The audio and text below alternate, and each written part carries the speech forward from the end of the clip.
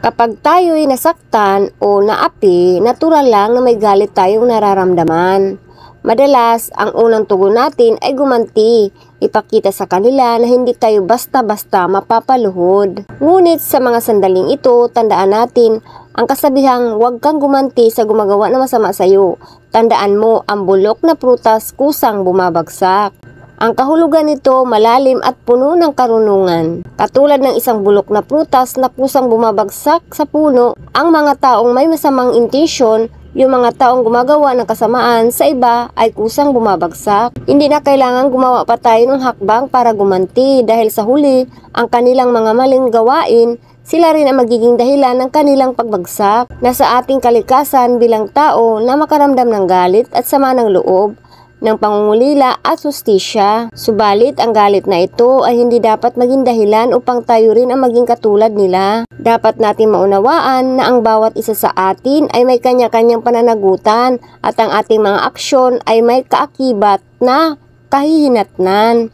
Huwag nating hayaan na ang ating mga damdamin ay mangingibabaw at mag-udyok sa atin na gumawa ng hindi tama. Sa halip, piliin natin maging mapayapa, matiwasay at matyaga.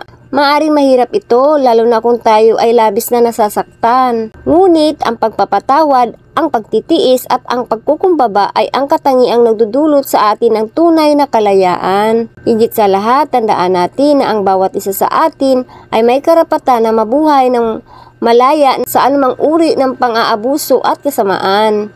Ang tunay na magpapalaya ay hindi matatamo sa pamamagitan ng paghihiganti, kundi sa pamamagitan ng pagpapatawad at pag-unlad. Huwag tayong gumanti sa gumawa ng masama sa atin. Tandaan, ang bulok na prutas ay kusang bumabagsak at ang taong nagdudulot ng kasamaan sa huli ay matutunan din ng leksyon. Ang tanging kailangan nating gawin ay manatili sa landas ng kabutihan, magpakatatag at higit sa lahat, mawalan ng pag-asa. Sa mundong puno ng pagsubok at kahirapan, tayo may kakayahang pumili. Pumili tayo ng landas na madadala sa atin sa mas mataas na kahulugan ng buhay, kaligayahan at sa kabutihan ng ating kapwa.